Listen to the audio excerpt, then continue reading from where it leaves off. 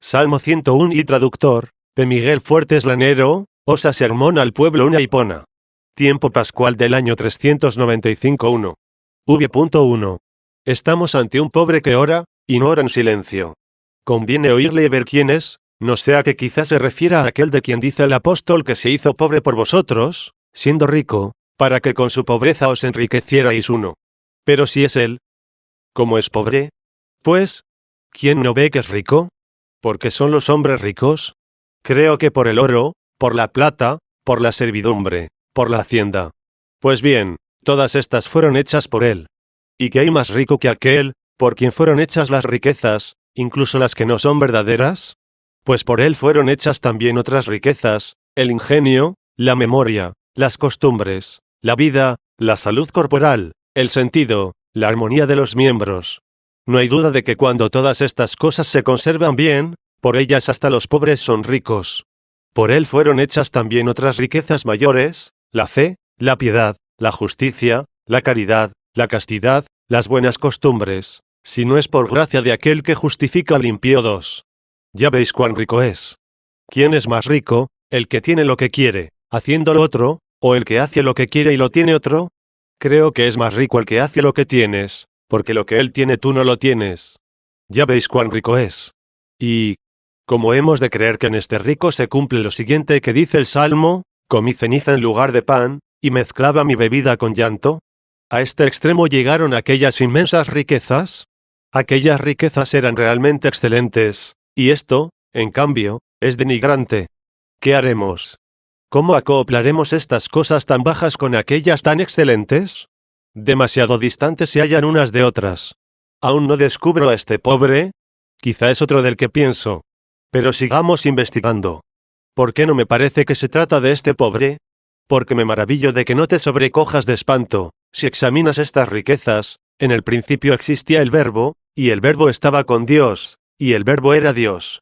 Él estaba desde el principio con Dios. Todas las cosas fueron hechas por él, y sin él nada se hizo. El que dijo esto, al decirlo era rico.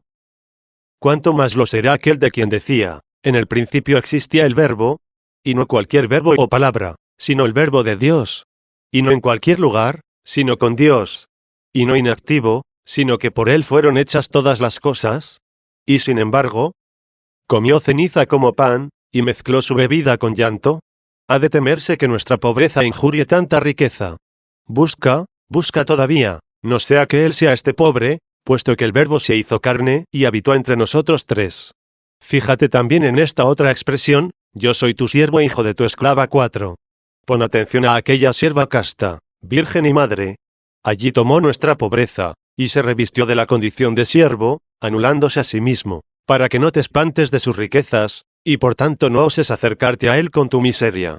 Allí, tomó la condición de siervo, allí se revistió de nuestra pobreza. Allí se empobreció, y allí nos enriqueció.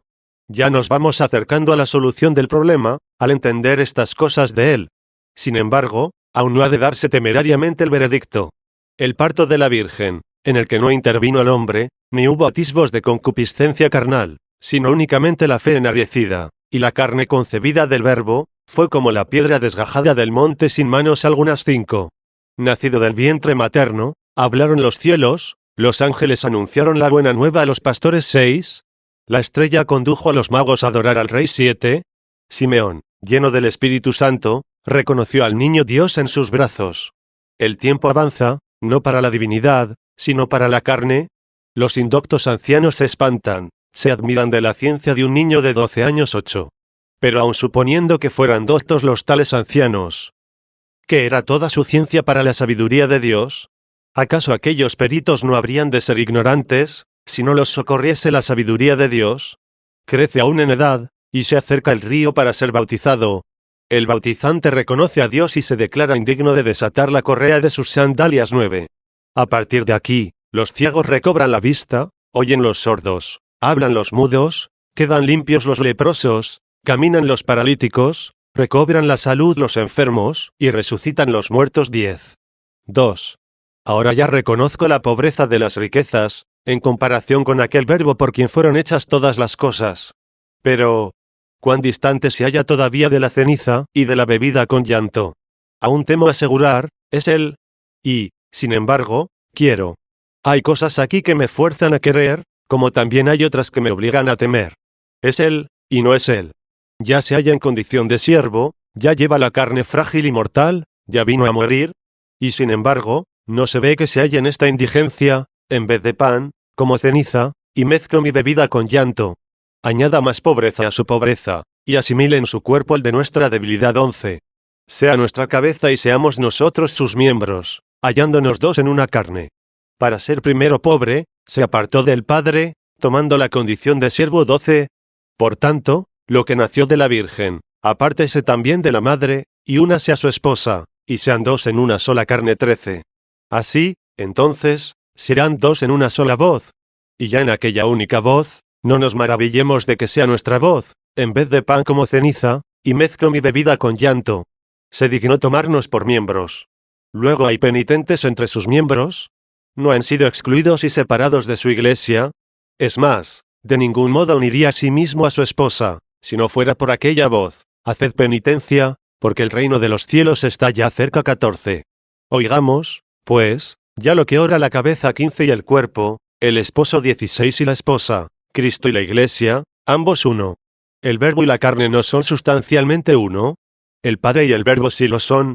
Cristo y la iglesia son uno, un solo hombre, en la estructura de su plenitud, hasta que lleguemos todos a la unidad de la fe y del conocimiento del Hijo de Dios, al estado de hombre perfecto, a la plena madurez de Cristo. 17. Pero hasta que lleguemos, nos hallamos aquí en la pobreza, y soportamos el dolor, el gemido y el llanto. Gracias son estas de su misericordia. Pero ¿dónde hallamos el sufrimiento? ¿Dónde hallamos el llanto en el verbo, por el cual fueron hechas todas las cosas? Si se dignó tomar nuestra muerte, no nos dará su vida. Nos elevó a gran esperanza. Con gran esperanza gemimos. El llanto lleva consigo la tristeza, pero hay llantos que llevan consigo el gozo. Yo creo que Sara, estéril, gimió alegre en el parto.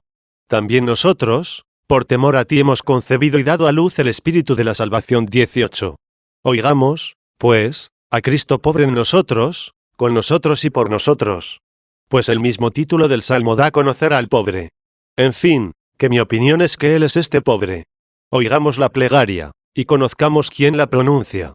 Y para que no caiga en ningún error, cuando oigas algo que no puede convenir a la cabeza, te prevengo que, al oírlo, adviertas que se oye de parte de la debilidad del cuerpo.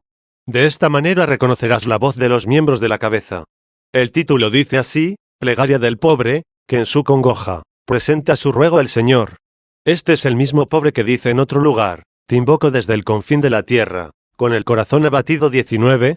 Este es el mismo pobre, porque es el mismo Cristo, que se llamó a sí mismo en la profecía de Isaías esposo y esposa. Como esposo me colocó la corona, y como esposa me vistió de esplendor. 20. Se llamó a sí mismo esposo y esposa. ¿Y por qué? Por la cabeza y por el cuerpo, por la cabeza esposo, y por el cuerpo esposa. Luego es una sola voz, por ser una sola carne.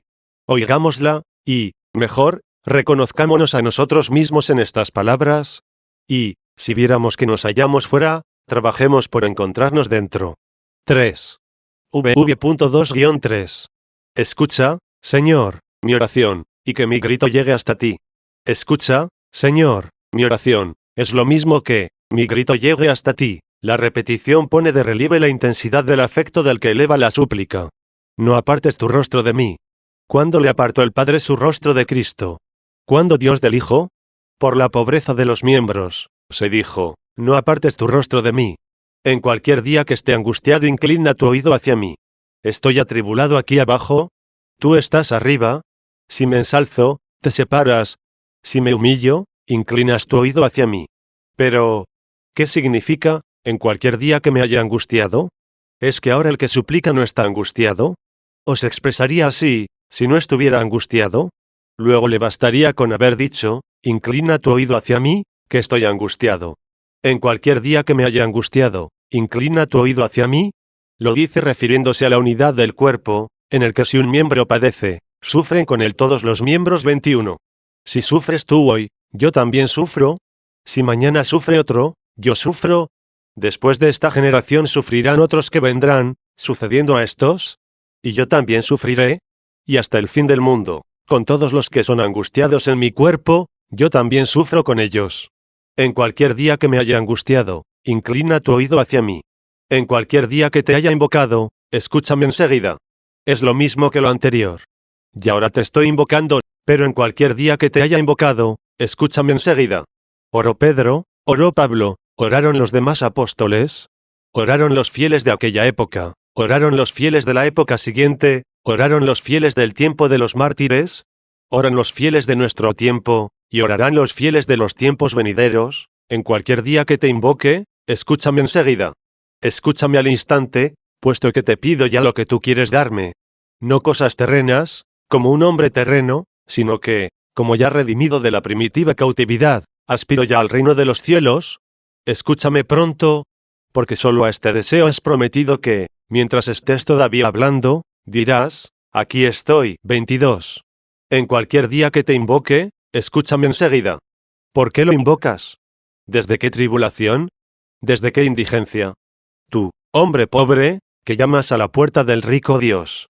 ¿Por qué necesidad estás mendigando? ¿Por qué indigencia estás buscando? ¿Por qué miseria llamas para que se te abra? Dínoslo, escuchemos esta miseria, descubrámonos también nosotros en ella, y roguemos contigo. Tú escúchanos y reconócenos, si puedes. 4. V.4. Porque mis días se desvanecieron como humo. O mis días. Si es que son días, porque cuando se oye hablar de días, se piensa en la luz. Pero mis días se desvanecieron como humo. Mis días, mi vida. ¿Y por qué se desvanecieron como humo? Por la hinchazón de la soberbia. El soberbio Adán, de donde tomó Cristo la carne, fue digno de recibir estos días. Luego Cristo se halla en Adán, y Adán en Cristo. Por tanto, el que se dignó tener la voz de días de humo, nos libró de los días de humo. Porque mis días se desvanecieron como humo. Fijaos que el humo es semejante a la soberbia, sube, se hincha, y se disipa. Con razón se disipa y no permanece. Mis días se desvanecieron como humo, y mis huesos, como leña en un brasero, queman como brasas. Hasta mis huesos, que son mi fortaleza, no han estado sin tribulación ni combustión. Los huesos del cuerpo de Cristo son la fortaleza de su cuerpo. ¿Y dónde se halla más fortaleza que en los santos apóstoles? Y a pesar de todo, ya ved los huesos calcinados. ¿Quién se escandaliza, sin que yo me abrase? 23 son fuertes, fieles, buenos entendedores y predicadores de la palabra, que viven como hablan, y hablan según oyen. Lo son, sin duda.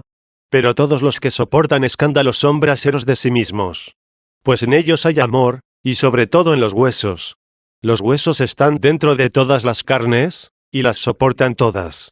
Pero si alguno sufre un escándalo, y en ese tropiezo peligra su alma, tanto más se abrasa el hueso, cuanto más ama.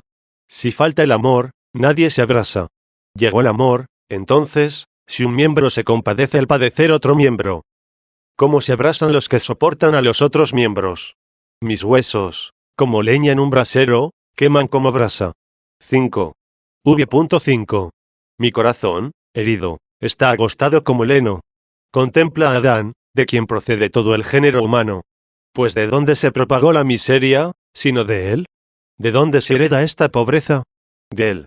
Diga, pues, con esperanza, ya colocado en el cuerpo de Cristo, el que en otro tiempo se hallaba desahuciado en su cuerpo, mi corazón, herido, se ha agostado como el heno. 24. ¿Y de dónde te ha provenido esto? De que me olvidé de comer mi pan. Dios le había dado el pan de su mandamiento. Pues, ¿cuál es el pan del alma, sino la palabra de Dios? Al sugerir la serpiente, y prevaricar la mujer, tocó lo prohibido. 25, olvidándose del precepto. Con razón fue herido como heno y se secó su corazón, porque se olvidó de comer su pan. Habiéndose olvidado de comer pan, bebió veneno. Su corazón fue herido y se secó como heno. Este es aquel herido de Isaías de quien se dice, y a quien se le dice, no me enojaré eternamente con vosotros, pues el Espíritu procede de mí, y yo soy el autor de todo soplo. Por el pecado le contristé un tanto y le herí, y le aparté mi rostro de él. Con razón dice aquí, no apartes tu rostro de mí, esto es, del herido del que dijiste, le herí. Del que dijiste, he visto sus caminos, y lo he sanado. 26. Mi corazón, herido, se ha agostado como la hierba, porque me olvidé de comer mi pan. Come ahora a aquel de quien te habías olvidado, pues para que comas las riquezas, se presentó el mismo pan, en cuyo cuerpo debes recordar la voz de tu olvido, y gritar, teniendo en cuenta tu estado de pobreza. Come ahora, pues te hallas en el cuerpo del que dice, yo soy el pan vivo que he bajado del cielo. 27. Te habías olvidado de comer tu pan, pero tan pronto como él fue crucificado, se acordarán y se convertirán al Señor todos los confines de la tierra. 28. Después del olvido, que llegue el recuerdo, para que se coma el pan del cielo y se viva. No el maná, que lo comieron los padres y murieron. 29, sino el pan del que se dice, bienaventurados los que sienten hambre y sed de justicia. 30. 6. V.6. Por la voz de mis gemidos se me han pegado mis huesos a la carne. Por la voz que entiendo, por la voz que he reconocido. Por la voz de mi gemido, no por la del gemido de aquellos con quienes padezco. Muchos gimen, y también yo gimo, y gimo porque gimen mal. Pierde un hombre su dinero, y gime. Pierde la fe y no gime. Yo peso el dinero y la fe, y gimo más por el que gime mal o que no gime. Alguien comete fraude, y se alegra. ¿De qué ganancia? ¿De qué daño? Consiguió dinero, perdió la justicia. Por esto gime el que sabe gemir. Por eso gime el que se halla cerca de la cabeza, el que rectamente está unido al cuerpo de Cristo. Sin embargo, los carnales no gimen por esto. No obstante, no podemos despreciarlos porque no giman o giman mal. Nosotros queremos corregirlos, queremos reformarlos, queremos restaurarlos, y cuando no podemos, gemimos. Y cuando gemimos, no nos apartamos de ellos. Pues por la voz de mi gemido, se pegaron mis huesos a mi carne, se unieron los fuertes a los débiles, se unieron los sanos a los enfermos. ¿Por qué se pegaron los huesos? Por la voz de su gemido, no por la de ellos. ¿Por qué mandamiento se adhirieron? Por el que se ordenó, nosotros, los robustos, debemos sobrellevar la flaqueza de los débiles. 31. Se pegaron mis huesos a mi carne. 7. V.7-8. Me parezco al pelícano que habita en la soledad, y al búho, que vive entre ruinas. Estoy desvelado como pájaro sin pareja en el tejado. Aquí tienes 3 aves y 3 lugares. Concédame el Señor que pueda deciros lo que significan, y que oigáis con provecho lo que significan para la salvación. ¿Qué significan estas 3 aves y estos 3 lugares? ¿Cuáles son las 3 aves? El pelícano, el búho, y el pájaro.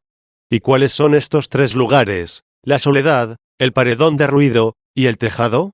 El pelícano en la soledad, el búho en el paredón de ruido, y el pájaro en el tejado. Primeramente ha de decirse que sea el pelícano, pues nace en cierta región solitaria, por la cual nos es desconocida esa ave. Nace en las soledades, principalmente en las del río Nilo, en Egipto. Cualquiera que sea esta ave, consideremos lo que quiso decir el salmo de ella. Habita, dice, en la soledad. ¿Por qué intentas indagar su figura, sus miembros, su canto, sus costumbres? Todo lo que dice el salmo de ella es que habita en la soledad. El búho es un ave nocturna. Se llama paredón a lo que el vulgo llama ruinas, es decir, paredes sin techo y sin habitantes. Allí mora el búho. Ya sabéis qué es el pájaro y el tejado. Pues bien, me encuentro con alguien que pertenece al cuerpo de Cristo, que predica la palabra de Dios, que sufre con los débiles, que busca la ganancia de Cristo, que se acuerda de la venida del Señor, para que no se le diga, siervo y haragán, debías haber dado mi dinero a los banqueros. 32. En atención al oficio de esta administración, consideramos estas 3 aves. Se presenta un hombre de estos, entre aquellos que no son cristianos, es pelícano en la soledad. Se acerca a los que fueron cristianos y dejaron de serlo, es búho, que habita en paredón de ruido, pues por ganarlos, no abandona las tinieblas de aquellos que habitan en la noche. Se presenta a los que son cristianos, y que habitan ciertamente en la casa, no como los que no creyeron, o como los que creyeron y perdieron la fe, sino que caminan sabiamente en lo que creen.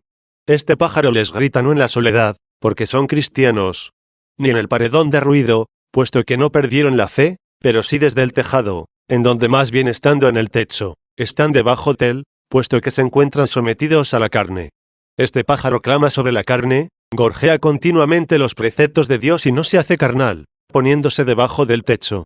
Pues se dijo, el que está en el tejado, no baje a tomar algo de la casa. 33. Y también, lo que habéis oído, predicadlo sobre los tejados. 34. He aquí las 3 aves y los 3 lugares. Un mismo hombre puede personificar las 3 aves, y también 3 hombres las pueden personificar. Pero los 3 lugares son 3 clases de hombres, pues la soledad, El paredón de ruido y el tejado son únicamente 3 clases de hombres. 8. ¿Pero para qué demorarnos mucho sobre estos? Pongamos la mirada en el mismo Señor, no sea que quizás sea Él, y se le reconozca mejor, tanto como el pelícano en la soledad, el búho en las ruinas, y el pájaro solitario en el tejado. Háblenos este pobre, nuestra cabeza. El pobre por voluntad, hable a los pobres por necesidad. No callemos lo que se dice o se lee sobre esta ave, es decir, del pelícano, pero siempre exponiendo, sin afirmar temerariamente, lo que quisieron que se dijese o leyese quienes lo escribieron. Vosotros oídlo de modo que, si es cierto, veáis la conveniencia, y si es falso, no lo admitáis. Se dice que estas aves matan a picotazos a sus polluelos, y que una vez muertos, los lloran durante 3 días en el nido. En fin, se dice también que, hiriéndose gravemente la madre a sí misma, derrama su sangre sobre sus hijos, que rociados con ella, reviven. Quizá esto sea verdad, o tal vez falso. Si es verdad, ya veis cómo refleja a aquel que nos vivificó con su sangre. Lo refleja en cuanto que la carne de la madre vivifica a sus hijos con la sangre.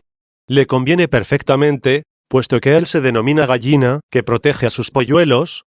Jerusalén, Jerusalén, ¿cuántas veces quise congregar a tus hijos, como la gallina congrega a sus hijos bajo sus alas, y no has querido? 35 tiene, pues, autoridad paterna y afecto materno, así como Pablo, que es padre y es madre, no por sí mismo, sino por el Evangelio. Es padre cuando dice, aun cuando tengáis muchos pedagogos en Cristo, no tenéis muchos padres, porque en Cristo Jesús yo os engendré por el Evangelio 36, y es madre cuando escribe, hijitos míos, a los que de nuevo doy a luz, hasta tanto que se forme Cristo en vosotros 37. Luego esa ave, si es cierto esto, tiene gran semejanza con la carne de Cristo, con cuya sangre fuimos vivificados. Pero, ¿cómo le conviene a Cristo el matar, como el pelícano, a sus hijos? Quizá esto en él no tenga equivalente. Tal vez le convenga lo que se dice en el Deuteronomio, yo hago morir y hago vivir. Yo hiero, y yo sano 38. ¿Acaso habría muerto Saulo, como perseguidor, si no hubiera sido herido desde el cielo 39? ¿O habría renacido como predicador, si no hubiera sido vivificado por la sangre de Cristo? Pero dejemos que esto lo resuelvan quienes lo escribieron. No nos pongamos nosotros en terreno inseguro. Contemplemos, más bien, a esta ave en la soledad, que es lo que el Salmo expresó de ella, cuando dijo pelícano en soledad. Yo creo que aquí se da a conocer a Cristo nacido de la Virgen, ya que solo Él nació de una Virgen. De aquí su soledad. Nació en la soledad, porque solo Él nació de ese modo. Después del nacimiento se presentó a la pasión.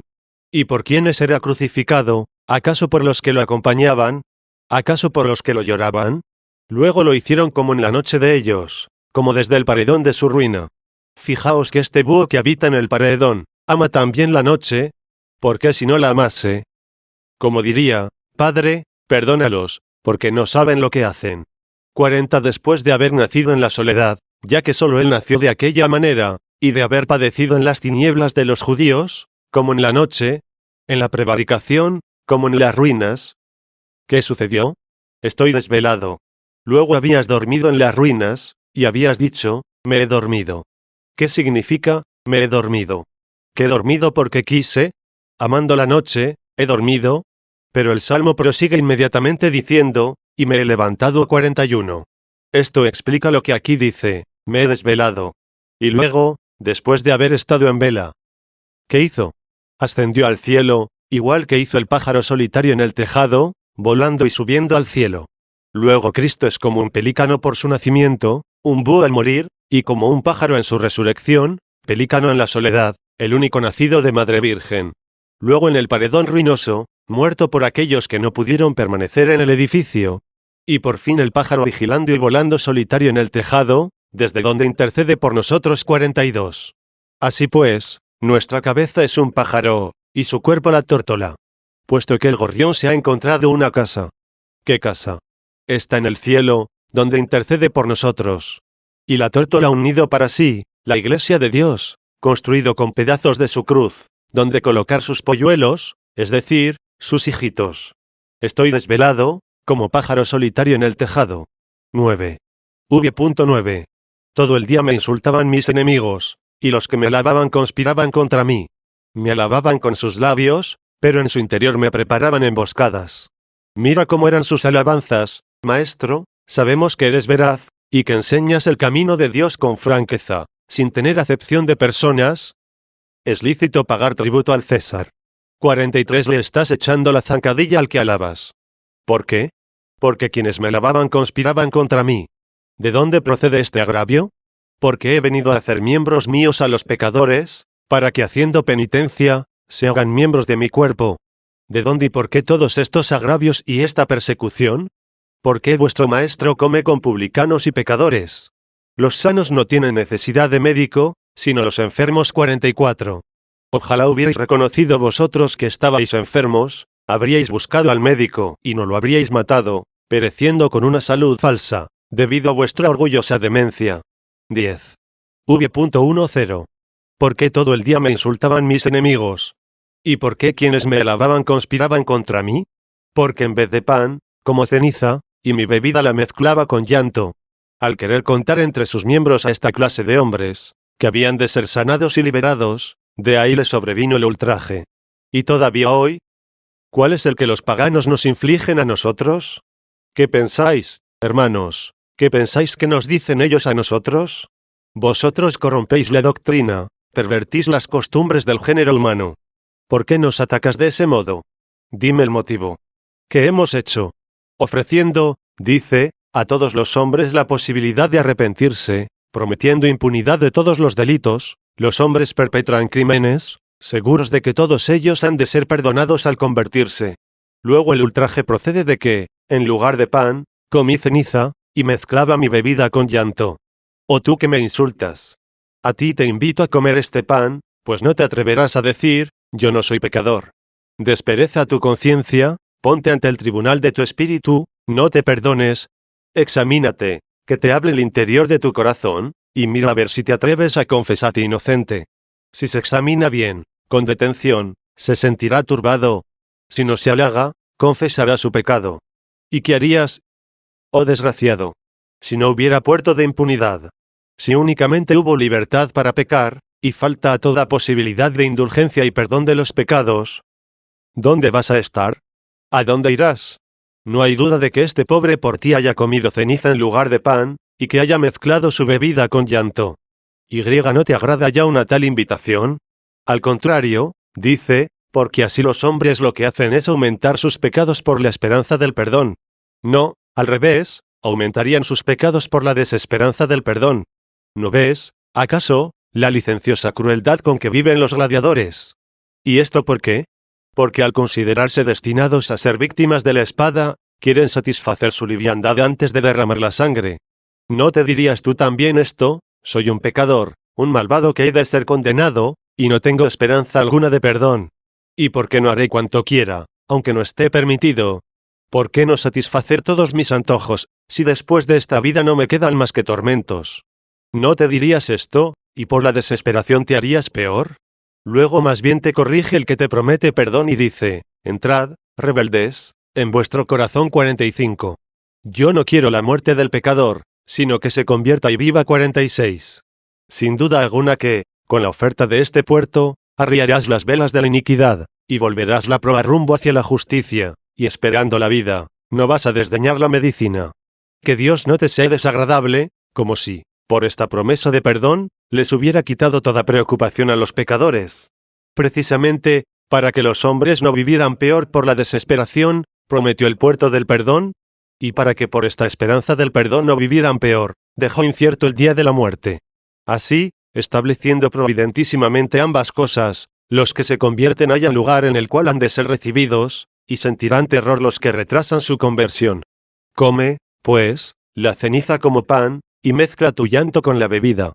Por este banquete llegarás a sentarte a la mesa con Dios. No pierdas la esperanza. Se te prometió el perdón. Doy gracias a Dios, dice, porque prometió el perdón. Tengo la promesa de Dios, comienza ya, pues, a vivir bien.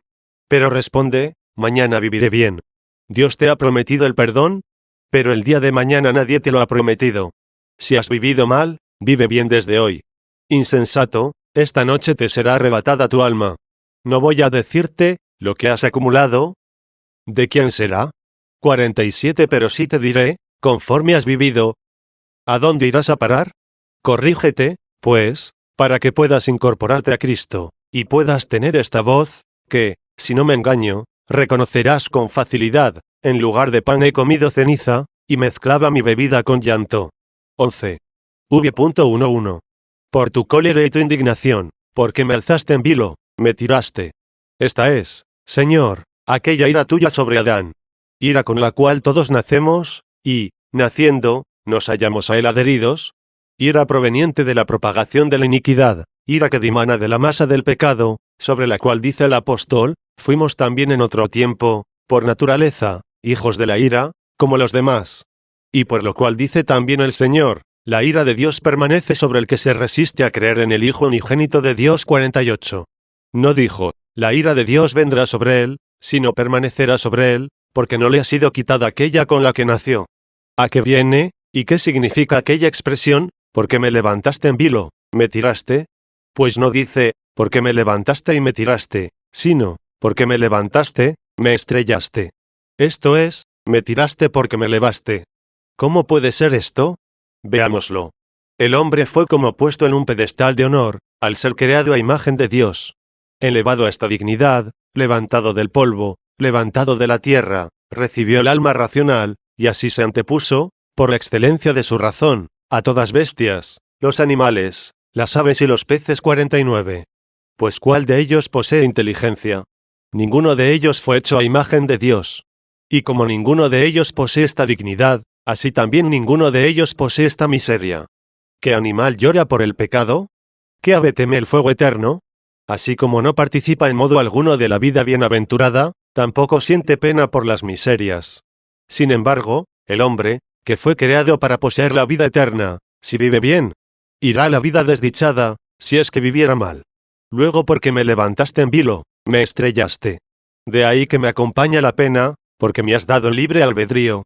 Pues si no me hubieras dado el libre albedrío, y, debido a la razón, no me hubieras creado de mejor condición que a las bestias, no me acompañaría a mí, al pecar, el temor a la justa condenación. Luego por el libre albedrío me levantaste, y por el justo juicio me estrellaste. 12. V.12.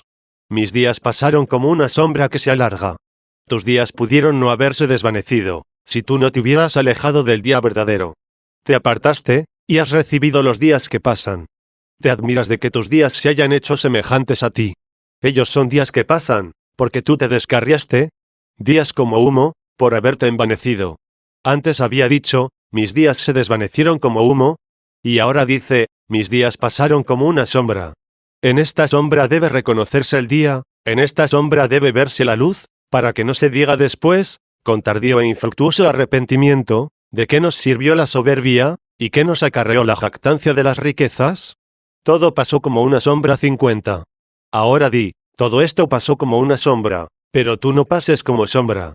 Mis días pasaron como una sombra, y yo me he secado como la hierba. Dice esto porque anteriormente había dicho, mi corazón, herido, se ha secado como la hierba. Pero la hierba reverdece al ser regada con la sangre del Salvador.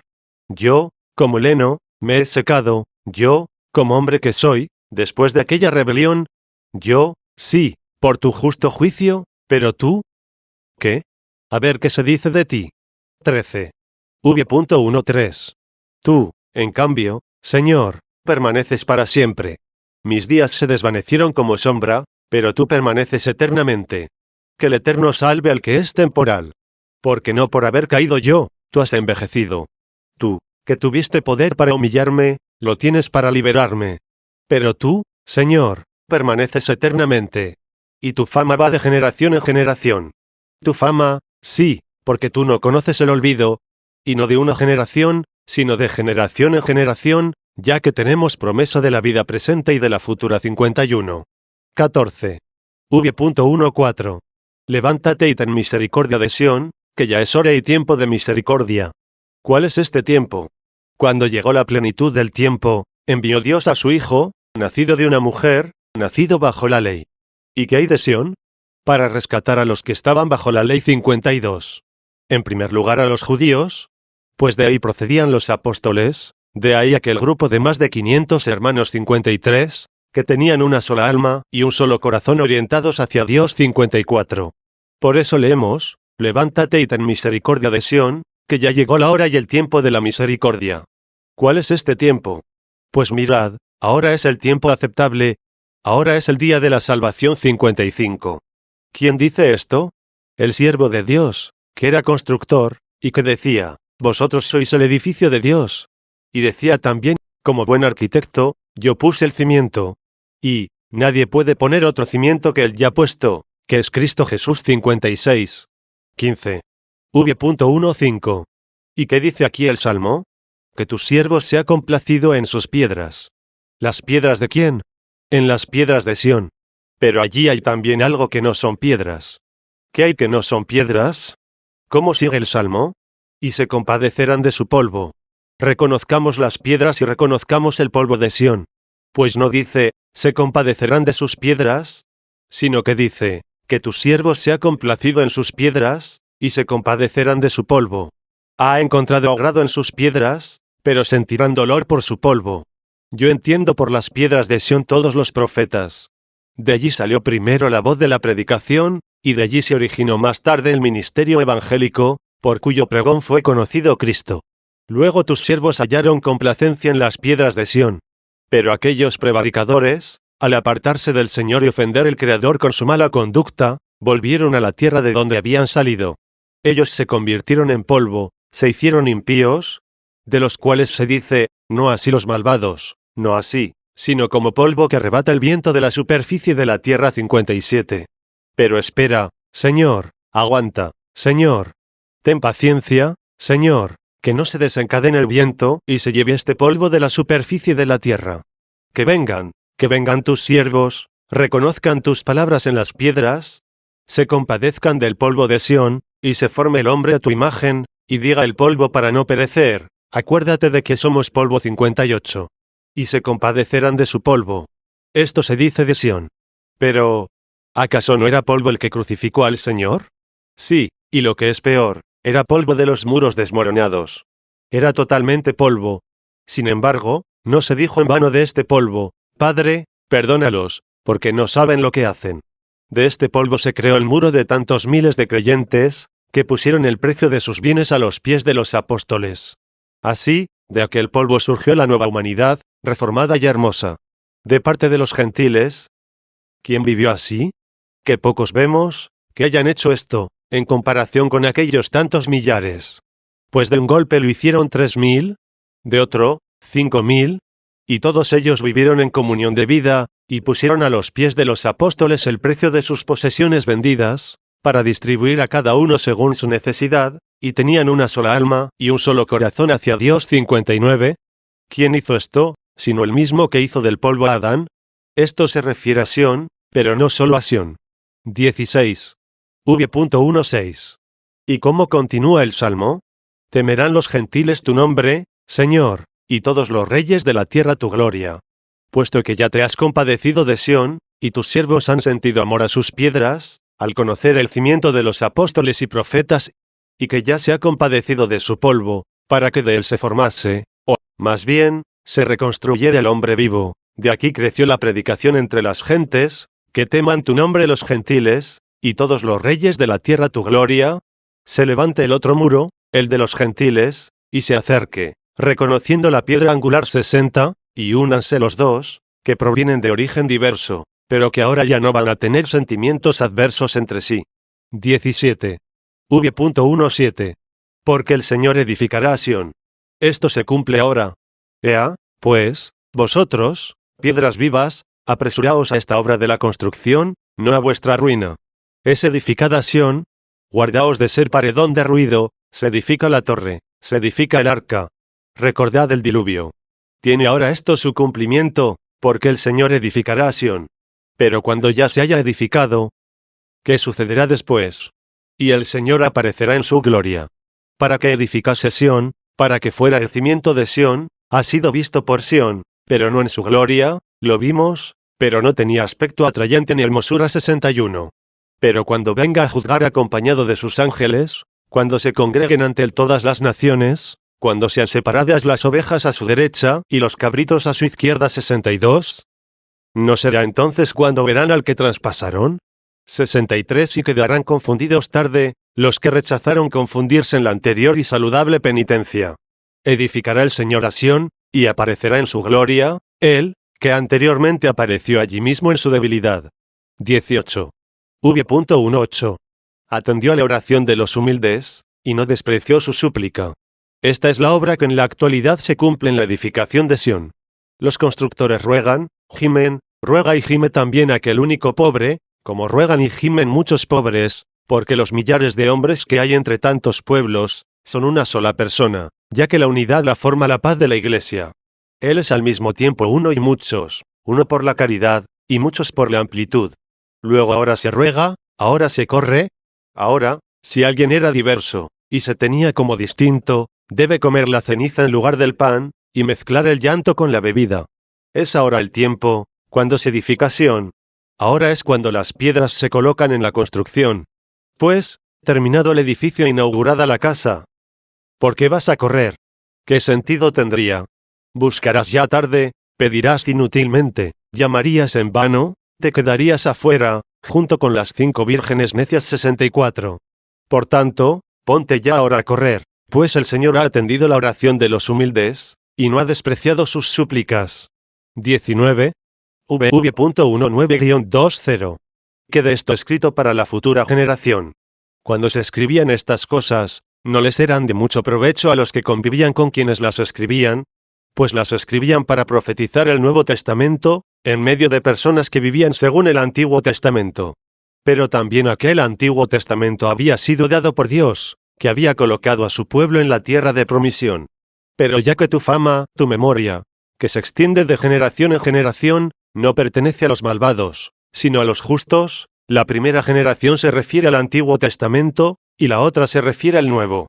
Y como lo que se ha profetizado preanuncia el Nuevo Testamento, quede esto escrito para la generación futura. Y el pueblo que será creado alabará al Señor. No el pueblo ya creado, sino el pueblo que será creado. ¿Qué cosa más evidente que esta, hermanos míos? Aquí se preanuncia aquella criatura, de la que dice el apóstol, por tanto el que está en Cristo es una nueva creación. Pasó lo viejo, todo es ya nuevo, y todo esto es obra de Dios. 65. ¿Qué significa, y todo esto es obra de Dios? Que de él proviene lo viejo y lo nuevo, puesto que tu fama se extiende de generación en generación, y el pueblo que será creado, alabará al Señor, porque el Señor ha mirado desde su excelso santuario. Miró desde lo excelso para llegar a los humildes. Desde su excelsitud se ha hecho humilde, para exaltar a los humildes.